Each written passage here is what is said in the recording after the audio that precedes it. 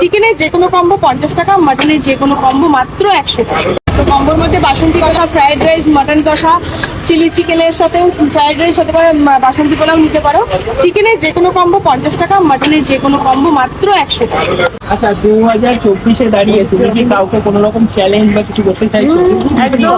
ওকে, তুমি বলেছো অনেক ভিডিওতে দেখেছি নন্দিনীকে তুমি চেনো না বা কখনো ভিডিও দেখোনি, বা কালিদি মিষ্টি দেখে কখনো দেখোনি, এটা কি বেসিক্যালি সত্যি দেখোনি? হ্যাঁ, এটা ঠিক কথা, সত্যি আমি দেখিনি। প্রথমত তোমার নামটা একটু বলো। আমার নাম মুনমুন দে রাও। আচ্ছা, তো বেসিক্যালি তুমি কি কি এখানে সেল করো? এখানে সমস্ত কিছু কম্বোর উপরেই আছে, মেনলি কম্বো। চিকেনের যে কোনো কম্বো 50 টাকা, মাটনের যে কোনো কম্বো মাত্র 100 টাকা। তো বর্তমান বাজার মূল্য যেখানে মাটন আমরা 750 বা 800 টাকায় কিনি, সেখানে দাঁড়িয়ে তুমি যে মাটনের পিস দিচ্ছ বলছো 50 গ্রামের বেশি এক এক পিস থাকে। 50 গ্রাম করে ম্যাক্সিমাম, কোনোটা তো 55, কোনোটা 50, স্টার্টিং তো আচ্ছা, তো 100 টাকার প্লেটে থাকে 2 পিস, তো সেখানে 80 টাকা অলমোস্ট দাম পড়ে যায় র পিসের। তো তুমি কিভাবে দিচ্ছ 100 টাকায় দেখো, এই মাটন? এবার তোমরা তো নিশ্চয়ই খেয়েছো, একদম। খেয়ে কেমন লেগেছে সেটা আগে তোমরা বলো। যথেষ্ট ভালো লাগে। একদম একদম। তো এবার তোমাদেরকে বলি, তোমরা যে জিনিসটা বাড়িতে কিনে খাচ্ছ 750 টাকাতেই আমি ধরলাম তোমরা কিনছো। আমি তো আর তোমাদের মতো মানে বাড়িতে যেরকম লাগে 1 কেজি 2 কেজি, আমি তো 1 কেজি 2 কেজি কিনে আমার একটু মানে বেশি কেনা হয়। তো সেই জন্য প্রতিদিন কেনার ক্ষেত্রে আমার কাছে কিছু কম নেয় দাদারা, সেই ক্ষেত্রে আমি তোমাদেরকে এরকম ভাবে দিতে মানে কয়েকদিন আগে থেকে এখন তো সেলটা তোমার বেড়েছে, অনেক বেড়েছে। এবার মোটামুটি আগে আর এখনের মধ্যে এই যে ডিফারেন্সটা, তোমার এই ডিফারেন্সটা কেমন লাগছে? আমি খুব এনজয় করছি, সবাইকে খাইয়ে আমি একদম স্যাটিসফাইড, খুব হ্যাপি, তারাও খেয়ে হ্যাপি, আমিও খুব হ্যাপি। রিসেন্টলি দেখছিলাম দু একটা ভিডিওতে তোমার এই কলকাতায় কয়েকজন ভাইরাল হয়েছে, তাদেরকে নিয়ে কিছু একটা মন্তব্য, যে তারাও কিছু একটা বলেছে বা কিছু। তো আমি বলবো যে কলকাতার বর্ধমানের মধ্যে তো হেলানের ডিফারেন্স আমি যে দেখতে পাচ্ছি, আর এখানে তোমার খাবারের যে কোয়ালিটি, এত কম টাকায় ভান্ডার, এত ভালো দেখো ভাই, আমি প্রথম কথা বলছি, কলকাতায় কে কি করছে, কে কি আমাকে বলেছে, মানে আমার নাম করে কে কি বলেছে, আমি মেনলি তাদের মুখে কোনোদিন শুনিনি, তোমাদের মুখ দিয়ে সব শুনছি। তো আমি সেখানে কোনো কমেন্ট করবো না।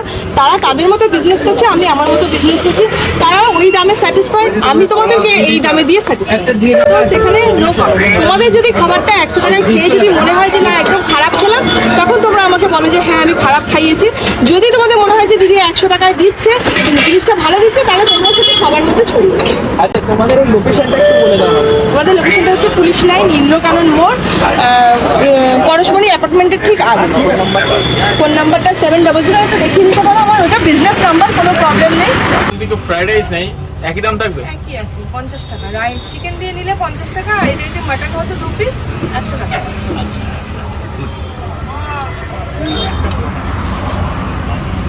মাটনগুলো কি মটন ইউজ করো দিদি? আমাদের এটা দেশি খাসি, দেশি খাসি, মানে যেটা আমরা বাঙালি বাড়িতে খাই প্রতি রবিবার, সেই রিয়াজি নয়। আচ্ছা।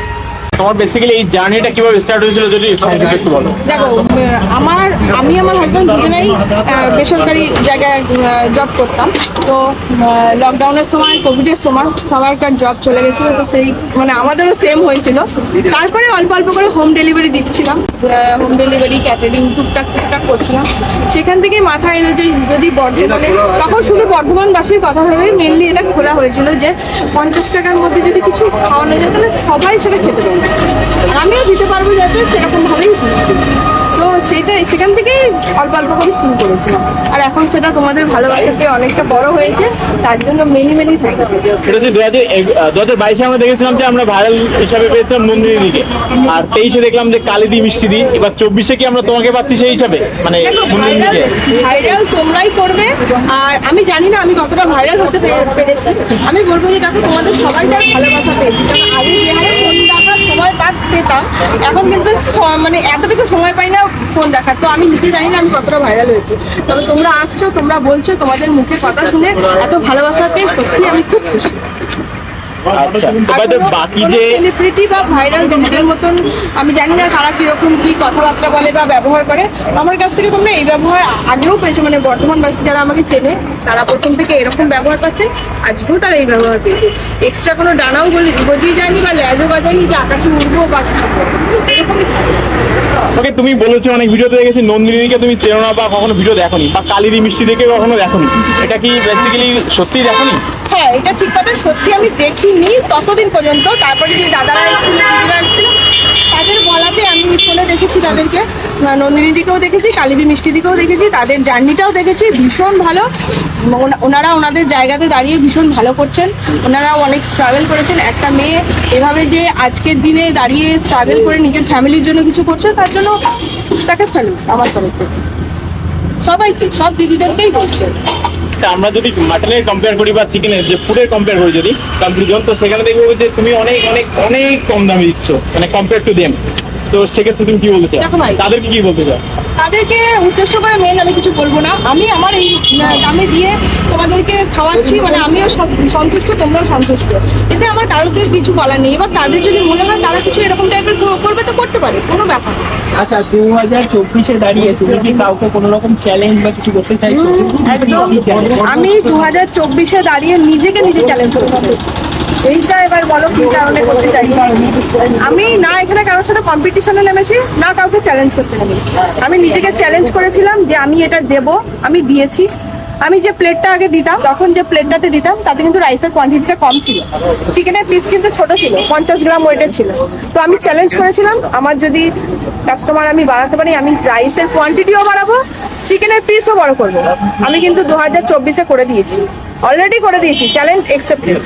তো এবার আমার নতুন কিছু চ্যালেঞ্জ আছে নিজের মধ্যে, চ্যালেঞ্জটা আগে সাকসেসফুল হোক, তারপর আমি তোমাদেরকে জানিয়ে দেবো।